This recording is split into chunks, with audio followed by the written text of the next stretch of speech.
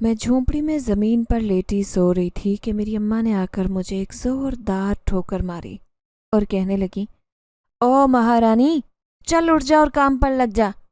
आज का सारा दिन तूने सोते रहना है। काम का कहो तो तुझे मौत आने लगती है। जब देखो बस सोती रहती है। मैं अपनी अम्मा की डांट सुनकर झटके से उठ बैठी, क्योंकि उनका बस नहीं चल रहा था कि मुझे मारने लग जाती। कभी तो मुझे शक होता कि क्या मैं अम्मा की सगी बेटी हूँ या नहीं। जब से शऊर की मंजिल तय की थी, तब से अपनी अम्मा का ऐसा रवैया बर्दाश्त कर रही थी। आज तक उन्होंने कभी मुझे प्यार नहीं किया था, ना ही कभी अपने गले से लगाकर माँ होने का एहसास दिलाया। अब भी मैं अम्मा के डर से जल्दी उठी और झोंपड़ी से निकली। मेरे हाथ में देसी अंडों का टोकरा था जो हमारी अपनी ही मुर्गियों के थे। मैं उनको बेचने के लिए गांव की तरफ निकल पड़ी, मगर वहां जाने के लिए पहले मुझे हस्बे मामूल उस सुनसान रास्ते से गुजरना था जिसके एक तरफ घने जंगलात थे। मुझे हमेशा यहाँ से गुजरते हुए खौफ आता, क्योंकि लोगों ने उन जंगलों के बारे में तरह तरह की कहानियां मशहूर कर रखी थी कि यहाँ इस सुनसान रास्ते पर कई लोगों ने भयानक साए देखे हैं, और ये कि बहुत सारे लोग यहाँ से गुजरते हुए कुछ अजीब और खौफनाक आवाज़ें सुन चुके थे। मैं लोगों की बातों पर यकीन नहीं करती थी, फिर भी यहाँ से गुजरना होता तो यहाँ छाई वीरानी देखकर दिल घबराता। मैं बगैर रुके बस जल्दी भागने वाले अंदाज में गुजरती। अम्मा से भी कई बार कह चुकी थी कि अम्मा, आप मुझे किसी दूसरे इलाके में भेज दिया करें अंडे बेचने, मगर उनकी एक ही जिद होती थी कि तूने उसी गांव के मज़ार पर ही जाकर अंडे बेचने, वहाँ पर हज़ारों आते हैं, जिससे मेरे पास दिन की दिहाड़ी जमा हो जाती थी। अब भी मैं उसी तरह जल्दी जाने लगी कि अचानक किसी के खांसने की आवाज़ आई। मैं ठटक कर रुक गई, क्योंकि मुझे वो आवाज़ करीब से आ रही थी। मैंने इर्द गिर्द देखा तो सुनसान सड़क थी, कोई भी मेरे आसपास नहीं था। मैं सोचने लगी कि आखिर कौन था। मैं वहम समझकर आगे चलने लगी कि दोबारा से वही खांसी की आवाज़ सुनी।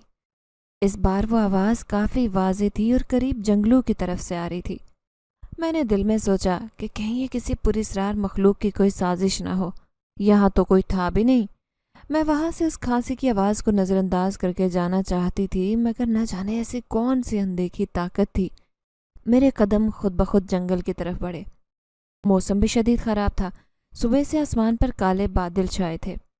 अब भी बिजली ज़ोरों की कड़क रही थी। ऐसा लग रहा था कि बादल बरसने को तैयार हों। मैं अल्लाह का नाम लेकर जंगल में दाखिल हुई तो हर जानिब घने दरख्तों और शाखों को देखकर मेरा दिल खौफ से घबराने लगा। मुझे तो उस जंगल में कोई रास्ता नहीं आता था। मैं सोचने लगी कि अब मैं कहाँ ढूंढूं उस शख्स को जो कि सख्त खांस रहा था। कहीं वो किसी बड़ी मुसीबत में ना फंस गया हो। मैं अंडों का टोकरा लेती एक तरफ जाने लगी कि कुछ दूर जंगल में खुला मैदान दिखाई दिया, मगर सबसे ज़्यादा हैरान मैं वहाँ पर मौजूद एक पुराने मकान को देखकर हुई। भला इस जंगल में ये घर कैसे आया और कौन रहता होगा इसमें?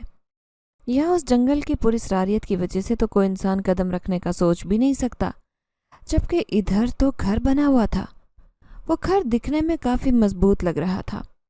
मैंने दिल में सोचा कि ज़रूर खांसने की आवाज़ इसी घर से आ रही होगी।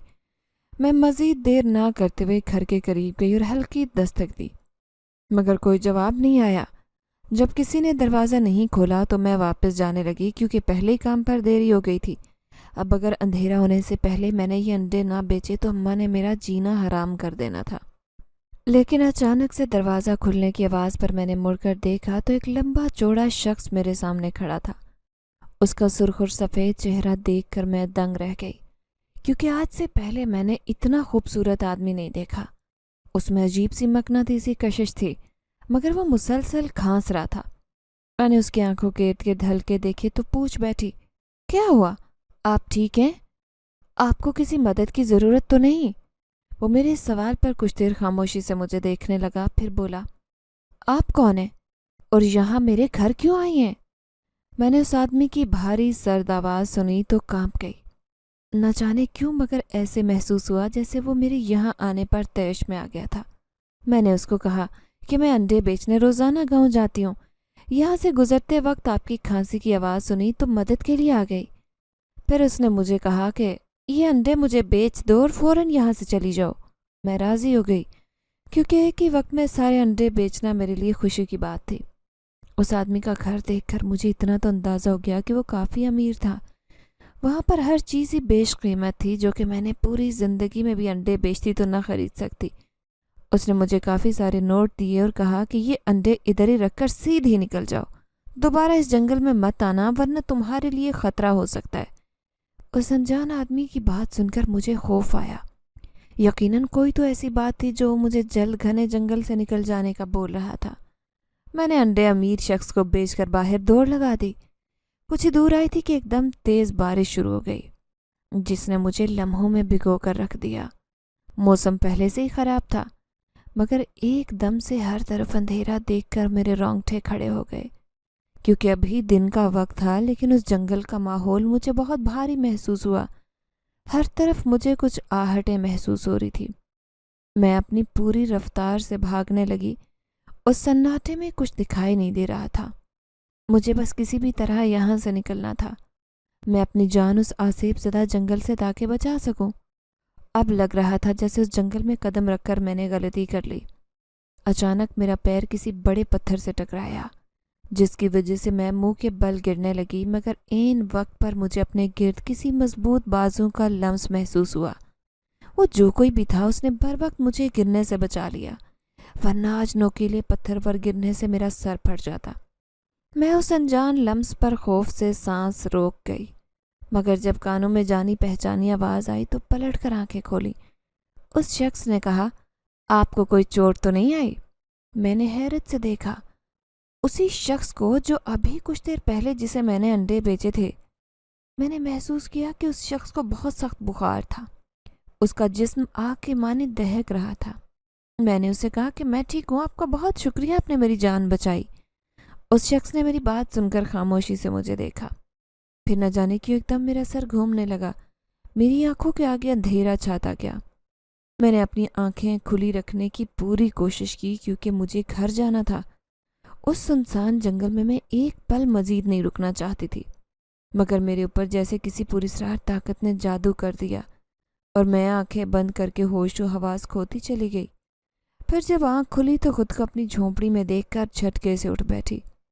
मैंने सामने देखा तो अम्मा खड़ी चिल्ला रही थी, तूने इतनी जल्दी सारे अंडे कैसे बेच लिए आखिर? रोज तो तू घर देर से आती है, कौन आखिर तेरे पे इतना मेहरबान हो गया? अम्मा की बात सुनकर मैं सदमे से बाहर निकली और जल्दी से बहाना बनाया कि अम्मा, रास्ते में किसी आदमी को घर में आए मेहमानों के लिए अंडे चाहिए थे, तो उसने सारे मेरे से खरीद लिए। अम्मा को बस पैसों से मतलब था, इसलिए वो सारे नोट लेती वहाँ से चली गई, जबकि मेरा हाल तो ऐसा था कि काटो तो बदन में लहू नहीं। मुझे अच्छे से याद था कि मैं जंगल में उस अनजान आदमी के सामने बेहोश हो गई। फिर मुझे वहाँ से इस झोंपड़ी में कौन लाया था? अगर वही शख्स मुझे लाया था तो उसको कैसे पता चला कि मैं इस इलाके में रहती हूँ? किसी ने भी उसको मुझे यहाँ लाते देखा नहीं था क्या?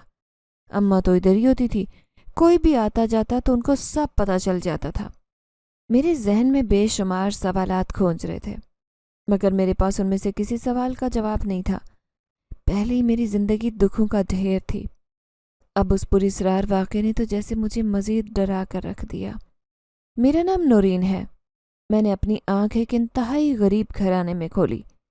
मेरे अब्बा एक नशइये, दिन भर नशा करते हैं, लोगों से भीख मांग कर गुजारा करते हैं।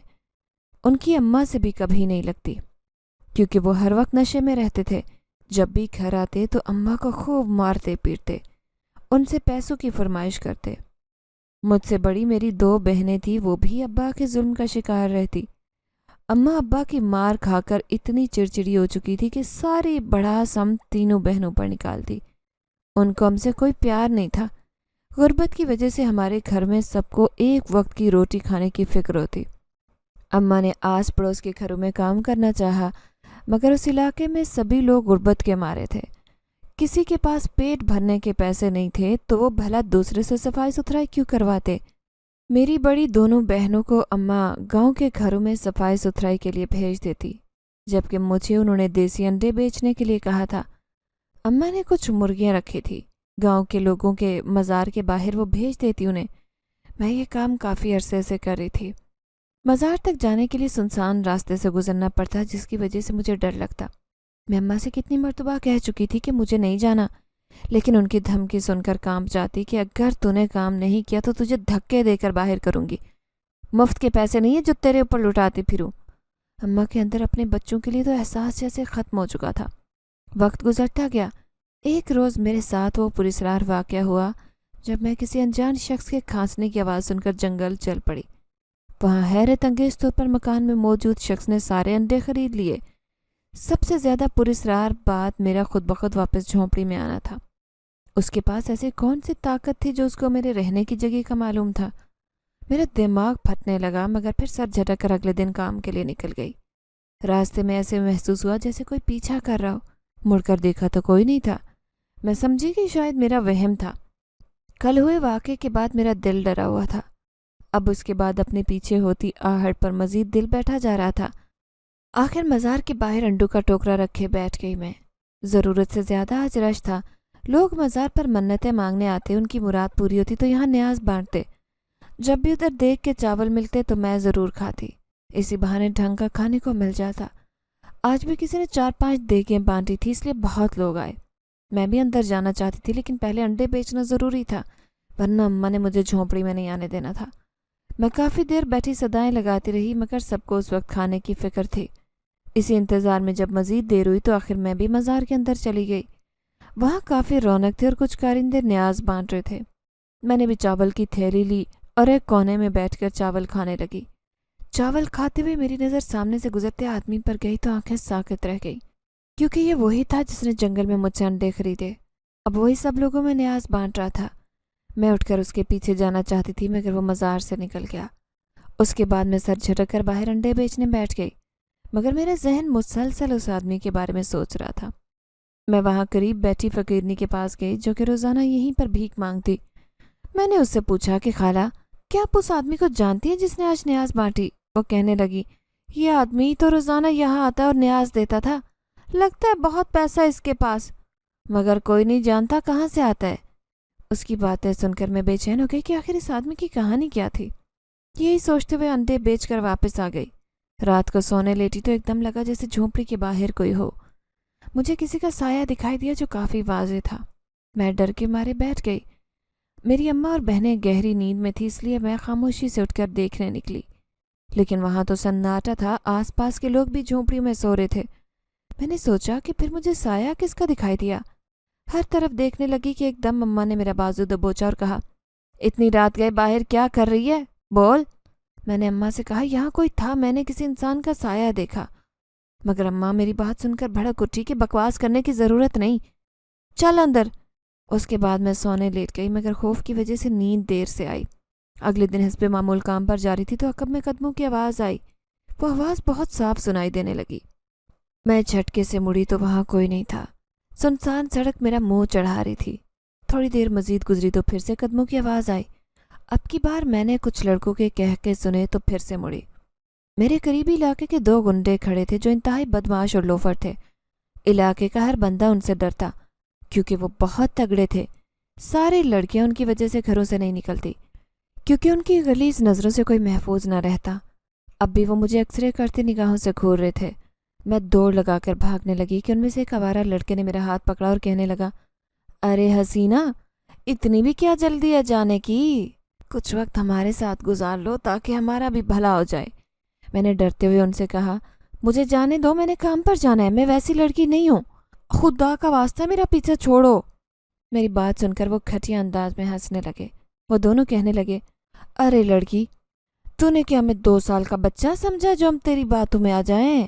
سب جانتے ہیں تیری جیسی لڑکیوں کو، کوئی بھی شریف لڑکی اس وقت ویران راستے سے نہیں جاتی۔ ہم نے تو بہت دنوں سے تیرے اوپر نظر رکھی تھی، اب آج اتنا اچھا موقع ملا ہے تو ایسے کیسے جانے دیں؟ چل ہمارے ساتھ۔ وہ دونوں گھٹیا لڑکے مجھے گھسیٹ کر جنگل لے جانے لگے۔ میں چلاتی مدد کے لیے آوازیں دینے لگی، کوئی ہے یہاں پر؟ مجھے بچاؤ۔ مگر اس جگہ تو کسی انسان کا نام و نشان تک نہیں تھا۔ مجھے قسمت پر رونا آنے لگا کہ کیسے اپنی عزت گنڈوں سے بچاؤں گی۔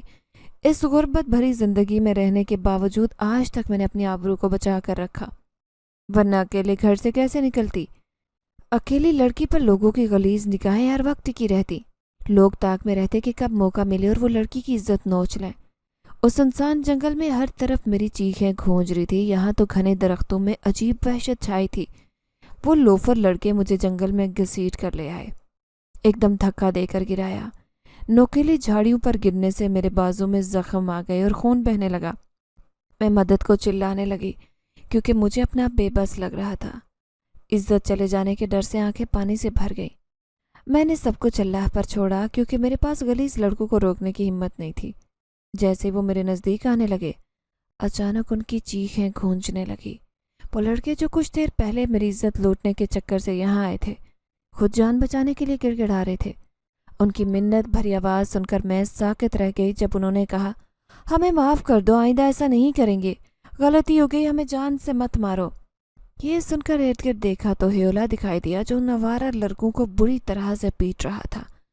वो लहू लुहान होकर बेहोश हो गए।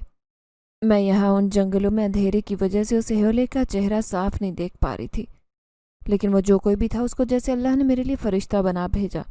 मैं यकटा ह्योले को देख रही थी कि अचानक उसने मुझसे कहा, अब तुम घर चली जाओ लड़की, मैंने भी तुमसे पहले भी कहा था कि यहाँ मत आना। मैं उस आदमी की सर्द और भारी आवाज़ सुनकर समझ गई कि ये वही शख्स था जिसका जंगल में घर था। मैंने उठने की कोशिश की मगर मेरे पैरों में मोच आ गई। बाजू भी शदीद जख्मी हो गए जिसकी वजह से चलना मुश्किल हो गया। उस आदमी ने मुझे इस कदर तकलीफ में देखा तो कहने लगा, चाहे तो कुछ देर यहाँ मेरे घर आराम कर सकती हैं, तब तक अपने ज़ख्म पर मरहम लगा देंगी। मैं उस अनजान के साथ जाना तो नहीं चाहती थी मगर दूसरा चारा नहीं था। तकलीफ के मारे एक कदम भी नहीं चला जा रहा था। मैं उसके सहारे उठी और करीबी घर में आ गई उसके। वहाँ उसने मुझे सामने वाले कमरे में जाने का कहा और बोला कि अब बेफिक्र हो जाए, वहाँ आराम करें, मैं दूसरे कमरे में हूँ और ये मरहम बाजू पर लगा दें, ये मैंने खुद बनाया है, आपके ज़ख्म ठीक हो जाएंगे। मैंने इस बात में सर हिलाकर लड़खड़ाती हुई उस कमरे में आ गई। वो साफ सुथरा कमरा था जिसकी तरफ एक आरामदाह बिस्तर था जबकि दूसरी तरफ पानी की बोतल थी। मैंने अपने ज़ख्मों पर वो मरहम लगाया जिसके फ़ौरन बाद मुझे बाजू में तकलीफ़ होना बंद हो गई। मेरे जहन में अम्मा का ख्याल जा रहा था कि उन्होंने तो वो बाल मचा देना था, उनको तो हर सूरत दिहाड़ी चाहिए थी, मगर आज गुंडों की वजह से वो सारे देसी अंडे भी रास्ते में गिरकर ज़ाया हो गए। अम्मा ने तो मेरी चमड़ी उधेड़ देनी थी। मैंने सोच लिया कि कुछ देर आराम करके घर की तरफ रवाना हो जाऊंगी, लेकिन आज हुए हादसे की वजह से मेरा जिस्म थकावट से चूर हो गया। ऊपर से जो मरहम मैंने ज़ख्मों पर लगाया उससे नींद का गलबा छाने लगा। मैं कोशिश कर रही थी कि सो न जाऊं मगर कुछ ही देर गुजरी कि अपने पैरों पर किसी का लम्स महसूस हुआ। वो जो कोई भी था उसके लम्स से मेरे पैरों में आई मोच का दर्द जाने लगा। मैं पुरसकून हो गई। यूं देखते ही देखते मैं नींद की वादियों में खोती चली गई। आँख खुली तो झटके से उठ बैठी। सुबह की रोशनी हर तरफ फैली थी जिसका मतलब था कि मैं पूरी रात उस अनजान आदमी के घर में सोती रही। मेरा हाल तो ऐसा था कि काटने लगो तो बदन में लहू नहीं। मैं जल्दी से उठी, हर तरफ देखा मगर वो शख्स नहीं था। मैंने जल्दी से चादर दुरुस्त की और वहाँ से निकल गई। अपनी झोंपड़ी की तरफ आने लगी। मेरी अम्मा उधर ही बाहर फिर रही थी। उनके साथ पड़ोस वाली एक औरत थी। जब अम्मा की नज़र मेरे ऊपर गई तो वो झटके से मेरे पास आई और जन्नाटेदार थप्पड़ मुझे मारा। चिल्लाते हुए कहने लगी कि बदबख्त लड़की, कहाँ मुँह काला कर आई है? अरे तू पैदा होते ही मर क्यों नहीं गई? तेरी वजह से इस इलाके में मुंह दिखाने के काबिल नहीं रही। दफा हो जाए यहाँ से, तेरी शक्ल भी नहीं देखना चाहती। पड़ोस वाली औरत कहने लगी, हाँ नूरीन, अब तो इस इलाके में दिखाई नहीं देनी चाहिए। हम गरीब ज़रूर हैं मगर इज़्ज़तदार लोग हैं। तुझे देखकर हमारे घर की बहन बेटियां भी गलत रास्ते पर चल सकती हैं। मैं अम्मा के पैरों में बैठी गिड़गिड़ाने लगी कि नहीं अम्मा, मेरे साथ ऐसा नहीं करें, मैं मजबूर थी। कल मेरे पीछे कुछ आवारा लड़के पड़ गए थे, उनसे जान बचाने के चक्कर में ये सब हुआ। मैंने ऐसा कुछ नहीं किया जिससे आपकी इज्जत खराब हो। लेकिन वो तो बात सुनने के मूड में ही नहीं थी।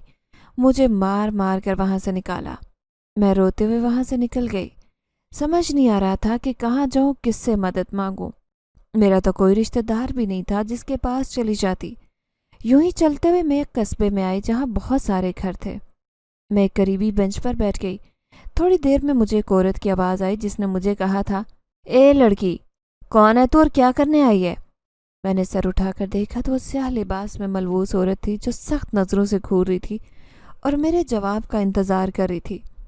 मैंने उससे कहा, मैं थक गई हूँ तो कुछ देर आराम करने बैठ गई। اس عورت نے میری بات سن کر کہا، تو اپنے گھر چلی جا، یہاں کیوں بیٹھی ہے؟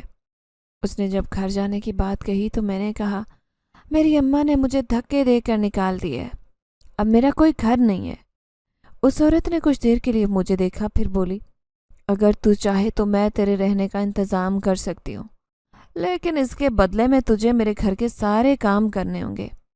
میں نے اس عورت کی آنکھوں کا سرخ رنگ دیکھا جن میں مجھے عجیب سی پراسراریت دکھائی دی۔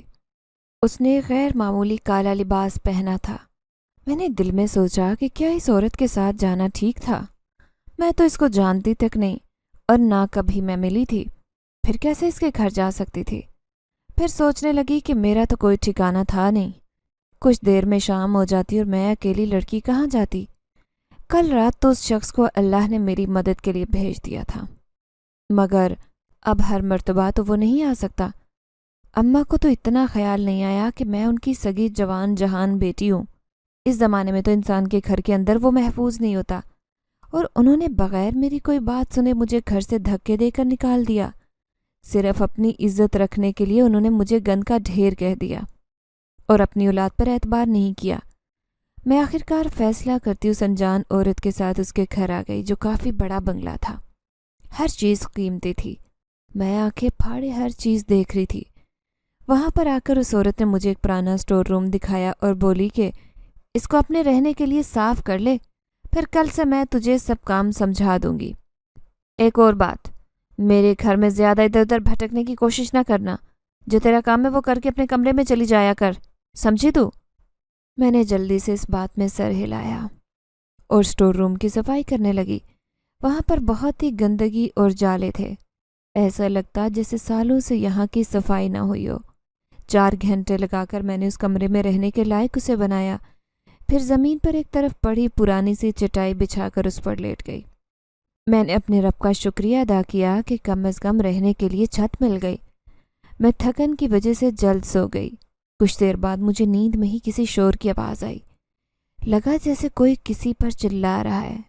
وہ کوئی نسوانی آواز تھی مگر بہت بھیانک، جسے سن کر میرے تو رونگٹے کھڑے ہو گئے۔ میں ایک دم سے بیٹھ گئی اور سوچنے لگی کہ یہ کون ہو سکتا ہے؟ اتنی رات گئے تو سب کو سو جانا چاہیے۔ میں آہستہ سے اٹھی اور باہر نکلی۔ پورا صحن خالی پڑا تھا۔ میں نے اٹھ کے دیکھا تو وہ آواز اوپر کی جانب سے آ رہی تھی۔ میں اللہ کا نام لیتی اوپر سیڑھیوں پر ہی چڑھنے لگی کہ اس گھر کی مالکن نے مجھے سخت لہجے میں پکارا، ہے لڑکی، تو اتنی رات کو اوپر کس لیے جا رہی ہے؟ میں نے گھبراتے ہوئے جواب دیا، میم صاحبہ، اوپر سے کسی کے چلانے کی آواز آئی تھی، میں تو وہی دیکھنے جا رہی تھی۔ میں نے ابھی اتنا ہی کہا تھا کہ وہ ایک دم سے بھڑک اٹھی، یہ کیا بکواس کر رہی ہے تو؟ میرے گھر میں صرف میں رہتی، اوپر کون چلائے گا؟ مجھے تو ایسی کوئی آواز نہیں آئی۔ جب تجھے میں نے منع کیا تھا کہ میرے گھر میں منڈلانا نہیں، تو تیری اتنی مجال کہ میرے حکم کے خلاف جائے۔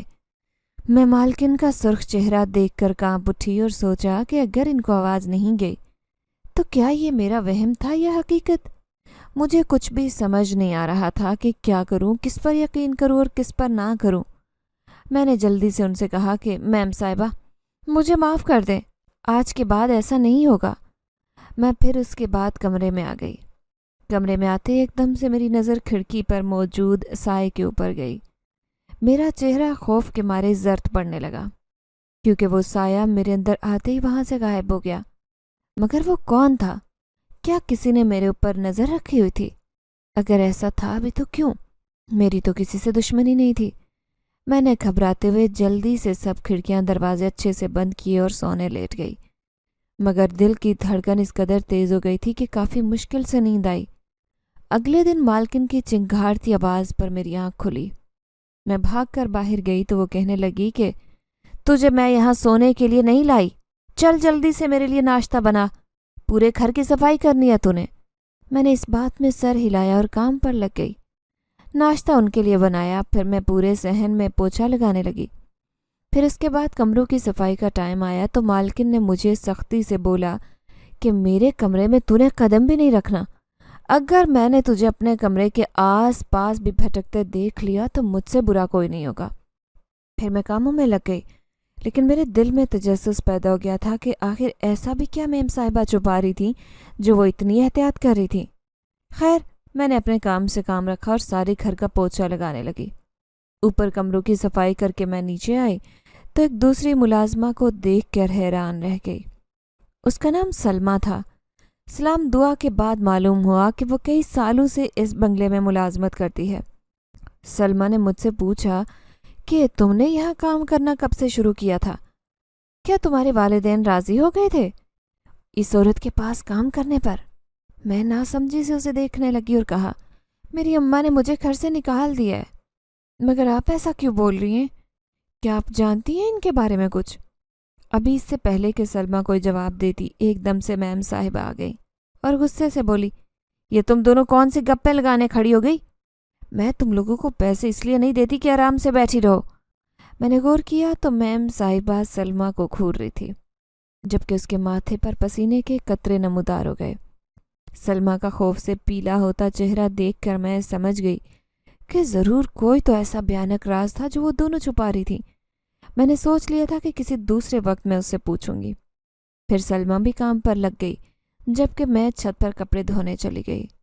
کپڑے دھو کر جب میں تار پر ڈال رہی تھی تو مجھے ایسے لگا جیسے کوئی مجھے دیکھ رہا ہو۔ مجھے اپنے اوپر کسی کی نظروں کی تپش محسوس ہوئی۔ میں نے ادھر ادھر دیکھا مگر چھت پر کوئی بھی نہیں تھا۔ اچانک سے میری نظر سیڑھیوں کی طرف گئی۔ ایسے لگا کہ کوئی ہیولا ہو جیسے۔ مجھے ایسے محسوس ہوا جیسے ادھر کوئی تو کھڑا تھا، لیکن میری نظر پڑتے ہی وہاں سے چلا گیا۔ میں ڈرتے ہوئے اس طرف گئی اور دیکھنے کی کوشش کی مگر سیڑھیاں خالی تھی، وہاں کوئی نہیں تھا۔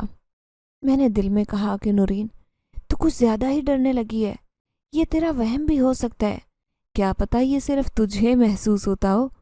اس کے بعد میں نیچے آئی تو مالکن کے کمرے سے آواز آنے لگی، وہ کسی کے ساتھ بات کر رہی تھی۔ میں تھوڑی قریب گئی تو وہ کسی سے کہہ رہی تھی، اگر آج کے بعد میں نے تجھے اس لڑکی کے ساتھ اکیلے کھڑا یا باتیں کرتے دیکھا تو تیری چمڑی ادھیڑ کر رکھ دوں گی، سمجھی تو؟ اگر تو نے اپنا منہ کھولا تو مجھ سے برا کوئی نہیں ہوگا، تیرا اس دنیا میں آخری دن ہوگا۔ انہوں نے جب یہ کہا تو کسی کے رونے کی آواز آنے لگی۔ مجھے سمجھ نہیں آ رہی تھی کہ آخر وہ کس کو اتنا ڈانٹ رہی تھی۔ دروازے بند ہونے کی وجہ سے میں صحیح طریقے سے دیکھ نہیں پا رہی تھی کہ آخر وہ کس پر اتنا غصہ تھی۔ کہیں یہ سلمیٰ پر تو نہیں چیخ رہی تھی؟ میں جلدی سے وہاں سے ہٹی تاکہ ان کی نظر مجھ پر نہ پڑے۔ میں کمرے میں آ گئی لیکن بار بار میرا دھیان سلمیٰ کی طرف ہی جا رہا تھا۔ وہ اس بنگلے کے قریب ہی ایک کرائے کے چھوٹے سے گھر میں رہتے تھے۔ میں کام وغیرہ سے فارغ ہوئی تو مالکن سے کہا کہ میم صاحبہ، کیا میں تھوڑی دیر کے لیے باہر چلی جاؤں تازہ ہوا کھانے کے لیے؟ وہ پہلے تو مجھے کچھ دیر مشکوک نظروں سے گھورتی رہی، پھر کہا، ہاں چلی جا مگر جلدی گھر آ جانا۔ میں اس بات میں سر ہلا کر وہاں سے نکلی اور سلمیٰ کے گھر کے پاس آئی۔ وہاں گھپ اندھیرا تھا مگر تھوڑی سی روشنی دکھائی دی جس سے مجھے اتنا پتہ چل گیا کہ وہ جاگ رہی تھی۔ میں نے آہستہ سے دستک دی۔ میں بار بار پیچھے مڑ کر بھی دیکھ رہی تھی کہ کہیں کوئی مجھے دیکھ نہ لے۔ میں نہیں چاہتی تھی کہ میری وجہ سے سلمیٰ کسی مشکل میں پڑے۔ پہلے ہی اس کو مالکن جان سے مارنے کی دھمکی دے چکی تھی۔ تھوڑی دیر بعد دروازہ کھلا تو سلمیٰ مجھے دیکھ کر سفید پڑ گئی، فوراً سے دروازہ بند کرنے لگی۔ میں نے اس کی منت کی کہ سلمیٰ ڈرو نہیں، میم صاحبہ اپنے کمرے میں آرام کر رہی ہیں، ان کو نہیں پتا کہ میں یہاں تم سے ملنے آئی ہوں۔ یہ سن کر وہ کچھ پرسکون ہوئی اور مجھے اندر آنے دیا۔ میں نے اس کی شکل دیکھی تو وہ کافی ڈری ہوئی لگ رہی تھی۔ اس نے مجھ سے کہا کہ تمہیں یہاں نہیں آنا چاہیے تھا، اگر مالکن کو بھنک بھی لگ گئی تو ہمارا بہت برا حال کریں گی۔ میں نے اس سے پوچھا کہ تم اتنی خوف زدہ کیوں ہوتی ہو؟ وہ بھی تو ہماری طرح ہی انسان ہے، کوئی شیطان تھوڑی ہے جو تمہارا چہرہ ان کے سامنے زرد پڑ جاتا ہے۔ سلمیٰ میری بات سن کر کہنے لگی، جیسی وہ نظر آتی ہیں در حقیقت وہ ویسی نہیں ہے۔ میں نے اس سے پوچھا کہ آخر ایسی کون سی بات ہے جو مجھے نہیں پتا، مجھے بتاؤ وہ کون ہے، کیا کام کرتی ہیں، تم کس وجہ سے اتنا گھبراتی ہو؟ سلمیٰ نے میرے سوالوں کے جواب میں بس اتنا کہا کہ ابھی میں تمہیں سب کچھ نہیں بتا سکتی مگر اتنا کہوں گی کہ اس عورت سے دور رہو، جتنی جلدی ہو سکے یہاں سے چلی جاؤ۔ اگر تمہیں اپنی جان پیاری ہے تو اس عورت کے سائے سے بھی دور رہو، وہ بہت خطرناک عورت ہے۔ میں سلمیٰ کی باتیں سن کر کشمکش میں آ گئی تھی کیونکہ وہ مجھے کچھ بھی واضح نہیں بتا رہی تھی۔ कोई तो भयानक राज था जो खुफिया था। मैं भी मज़ीद उससे कुछ पूछती कि उसने मेरे आगे हाथ जोड़ लिए और बोली, नौरीन, खुदारा चली जाओ, मेरे घर से चली जाओ, मैं एक लफ्ज़ नहीं बताऊंगी। मालकिन ने हम पर नज़र रखी होगी, अगर उसके चेलों ने मेरे घर में तुम्हें देख लिया तो दोनों मुसीबत में फंस जाएंगे। वापस चली जाओ। मैं उसकी बात सुनकर वहाँ से वापस आ गई थी। घर में दाखिल होते ही मुझे मालकिन के कमरे की लाइट ऑन दिखाई दी, जिसका मतलब था कि वो जाग रही थी। न जाने वो ऐसा क्या करती थी जो पूरी रात जाग कर गुजारती।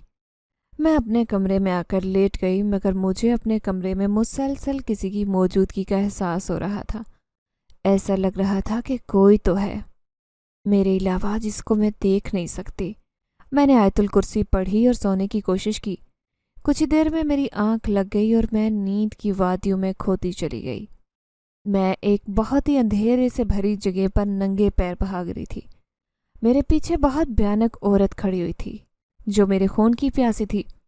मुझे ऐसे लग रहा था कि वो कोई औरत नहीं बल्कि कोई चुड़ैल हो जो बस किसी भी तरह मेरा खून पीना चाहती थी। मैं अपनी पूरी रफ्तार से भागती जा रही थी क्योंकि उस वक्त बस मुझे किसी भी हाल में अपनी जान बचानी थी। मेरे पैर अंधाधुंध भागने की वजह से बुरी तरह से खून आलूद हो गए। यह कोई बहुत घना जंगल था जहाँ कोई मेरी मदद को मौजूद नहीं था। ना जाने मैं कैसे आ गई यहाँ। मुझे कोई रास्ता दिखाई नहीं दे रहा था। भागते हुए अचानक मेरा पैर किसी बड़ी सी टहनी में आया और मैं मुंह के बल गिरी। वो चुड़ैल मेरे करीब आ गई। जो ही उसने मेरे बाल पकड़ने चाहे, एकदम फिजा में रोशनी हुई और वो चुड़ैल चीखती चिल्लाती दूर जा गिरी। किसी अनदेखी ताकत ने उसको जमीन पर दूर पटक दिया था, जिसके बाद उसकी आवाज़ आना बंद हो गई। थोड़ी देर बाद मुझे किसी की मौजूदगी अपने करीब महसूस हुई तो मैंने झटके से सर उठाया।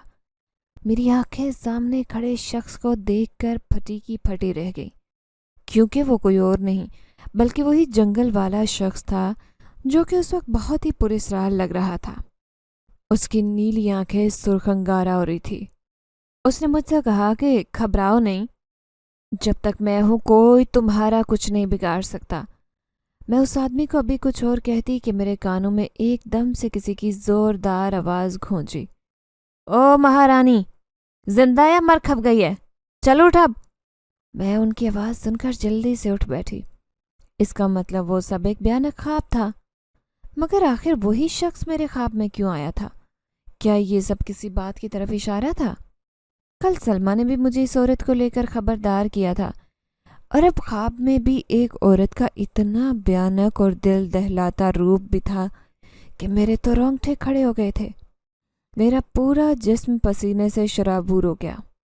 दिमाग भी जैसे माऊफ हो गया कि अब क्या करूं, किसके पास जाकर मदद मांगूं। सलमा तो मुझे कुछ बता भी नहीं रही। मालकिन मुझे उठाकर अपने कमरे में चली गई थी। मैंने भी अल्लाह का नाम लिया और बाकी घर के कामों में लग गई।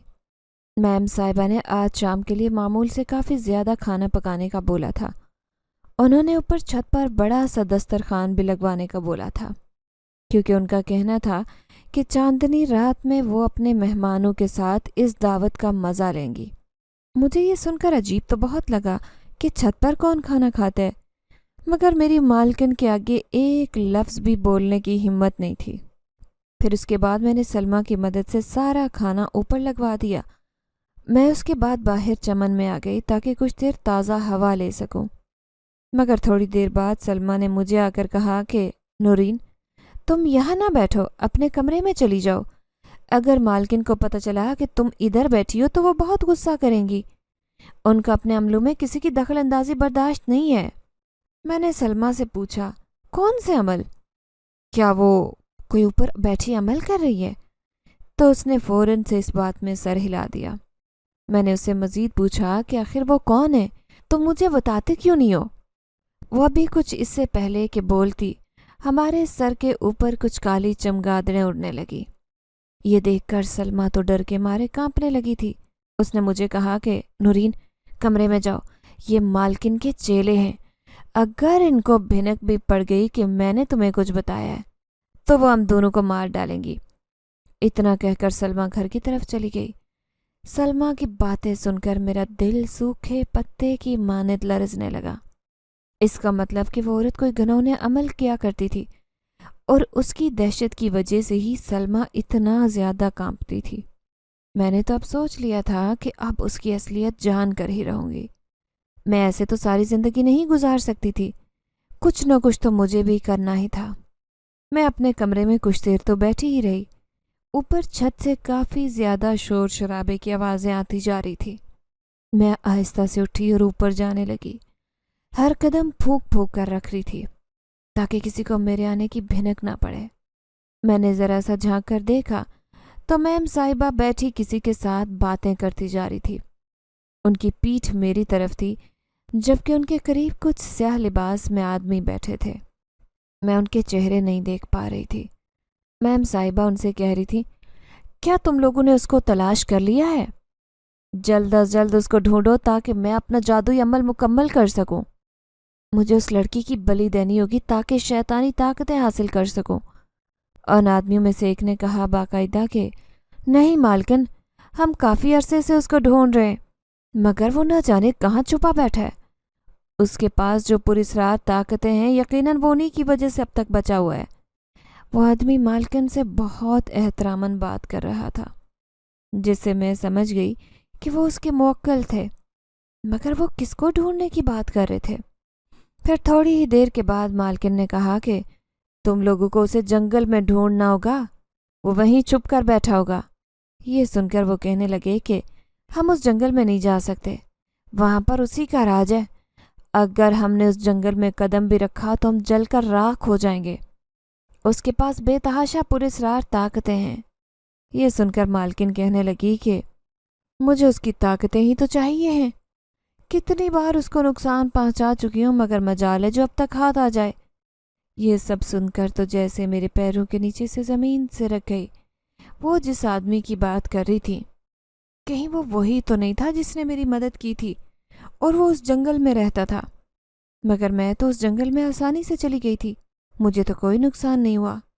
لیکن جو بھی تھا، مجھے اتنا تو یقین ہو گیا تھا کہ یہ اسی آدمی کے بارے میں بات کر رہے تھے۔ مجھے اگر سچ جاننا تھا تو اس کے پاس جانا ہوگا۔ یہ مکار عورت تو اس آدمی کو جان سے مارنے کی تیاریوں میں تھی۔ وہ میرا محسن تھا، میں ایسے یہ سب نظر انداز نہیں کر سکتی تھی۔ یہ عورت تو میری بلی چڑھانا چاہتی تھی۔ میں نے دیکھا کہ وہ سب بھی ابھی اپنی سازشوں میں مصروف تھے، تو چپکے سے اس مالکن کے بنگلے سے میں باہر آ گئی اور میں نے جنگل کی طرف دوڑ لگا دی۔ میرے ذہن میں وہی خواب گردش کر رہا تھا۔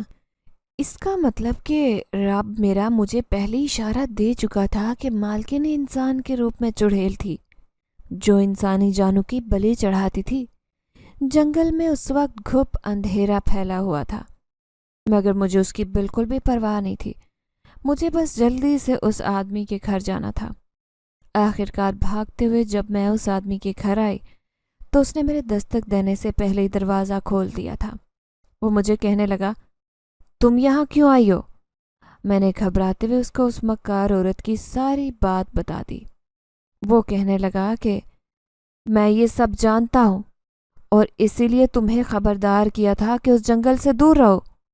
اب وہ تمہارے پیچھے بھی پڑ گئی ہے۔ میں نے اس سے کہا کہ آخر وہ آپ کی جانی دشمن کیوں ہے؟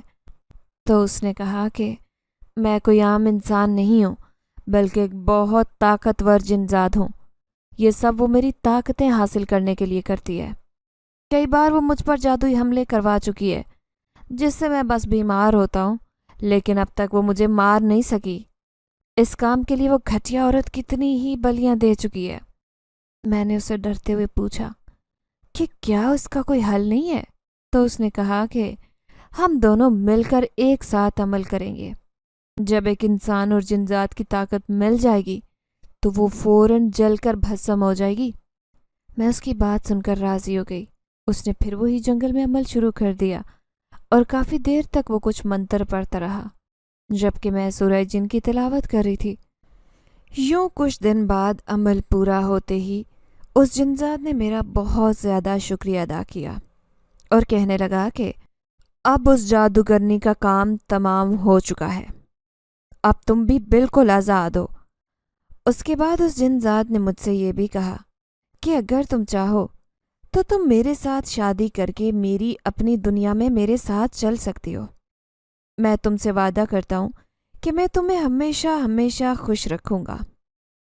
اس کی بات سننے کے بعد میں نے تھوڑی دیر سوچا اور پھر میں نے حامی بھر لی۔